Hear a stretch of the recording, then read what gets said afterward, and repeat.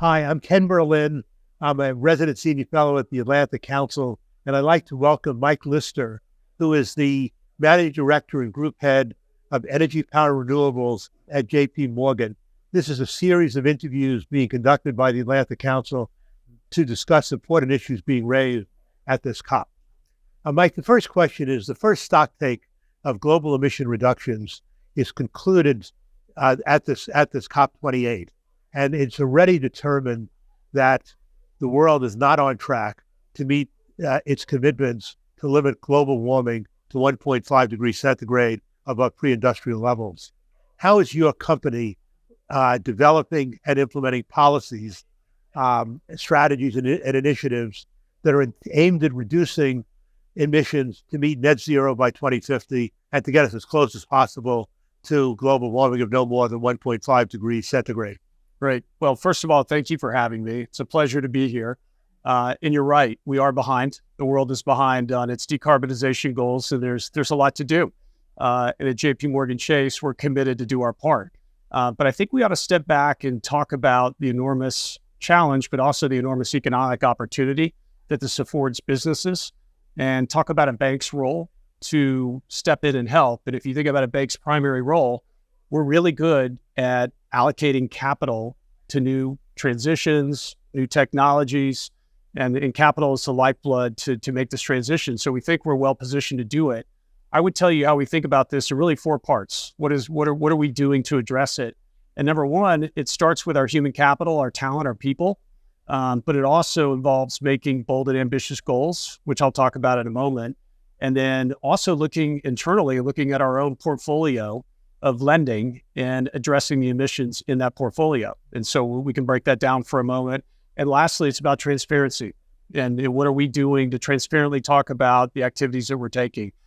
So if you break that down and you focus on the human capital, our talent, we have doubled the size of our investment banking, our corporate banking teams, our Center for Climate Transition, absolutely dedicated to help clients transition in the real economy. And so you have to put the people resources first. But we've also made some bold commitments, and we've made capital commitments going back to in 2021.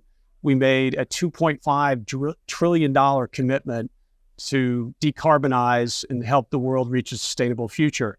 And it's an ambitious target, and it requires a lot of hard work, but we're well on our way to doing that. And so this target also includes a $1 trillion subset that focuses on clean energy solutions, how we finance them, and also sustainable development. So we're well on our way. And if you look at where we are today, we're almost at $500 billion in progress in financing and facilitating the transition and financing that goes with it. If you look at capital, it's sustainable management. We also need to talk about resources and natural habitats, and we're very focused on that too.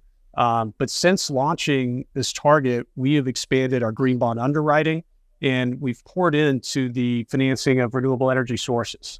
So it's not any one thing. It's all the above. It's people, it's capital that we deploy, but it's also about looking at your own house and talking about your emissions footprint. So if you look at what are we doing today, we have very publicly made decarbonization commitments for our loan portfolio. So the third thing we're doing is focused on decarbonization targets within our own financing portfolio. And we're working with all of our clients. So the key word is working with them to help them decarbonize. It's a journey and it's going to take time, but this is a big part of it and how we allocate capital. So if you look at it today, in 2023, we've identified 8 high-emitting carbon sectors that we want to reduce the portfolio intensity of that portfolio. So it's not just cutting it, it's working with clients to figure out how you reduce that. This year alone, we added 2 new sectors in shipping and aluminum. And you may ask, why did we pick those? Well, we think, number one, they're high emitters. But number two, we think there's technologies today that can be deployed, whether it's alternative fuels on shipping or whether it's lower carbon production processes for aluminum. We think we can deploy those. And the last one is transparency. There's a lot of information in the world and a lot of ESG reports out there. And I think having a clear and concise message and being transparent about it is critical. And we were the first large U.S. bank to set out a detailed portfolio level intensity target across these sectors. So we think we're leading from the front. There's more work to be done. And these are 2030 targets, and we're going to hold ourselves accountable. And I think our stakeholders will do that as well. Great. Well, that's all terrific and very impressive. Thank you. One question is, are you doing this throughout the world? In other words, are you doing lending in emerging and developing economies as well as in the United States and I presume Europe? Yes, all over the world. We have a global franchise. It's a global approach, and solutions are everywhere. And we're more focused on finding the right solutions and the right technologies to get behind. Are there, if I can ask one additional question, are there barriers to lending when you leave the developed world and go into the developing world that you're trying to overcome? Sure. Anytime you go into the developing world, it's a little more challenging because at the end of the day, banks extend capital, but they need to have that capital paid back at some point. So there's always a credit aspect of making good credit decisions, but you also have to lean into new technologies.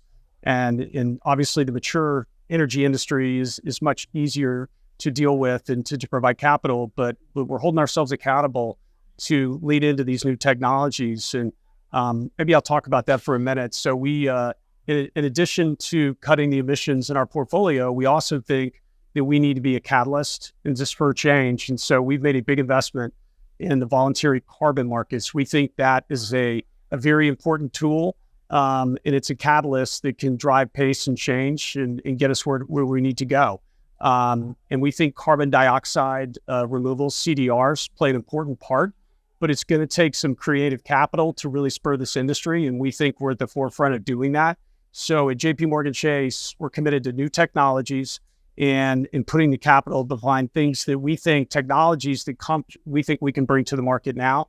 A great example of this is earlier this year, we announced one of the largest carbon removal commitments in the industry. And it's $200 million. It's a long-term agreement, and it's quality, durable CDRs. And through that lifetime, we think we're going to sequester and remove over 800,000 metric tons of carbon.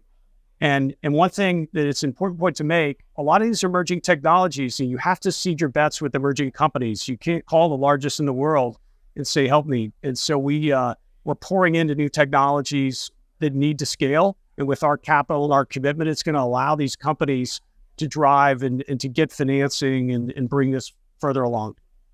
Great. As you've said, to achieve net zero, we need innovative technologies, partnerships, financial mechanisms, and policies. How is your company tackling these challenges and working with partners, in this case, to identify the innovative solutions to make the progress that we need to achieve net zero? It's absolutely going to require cross collaboration across government, across business, and across the private sector, and especially financial institutions. We're going to play a critical part. That's why we're here.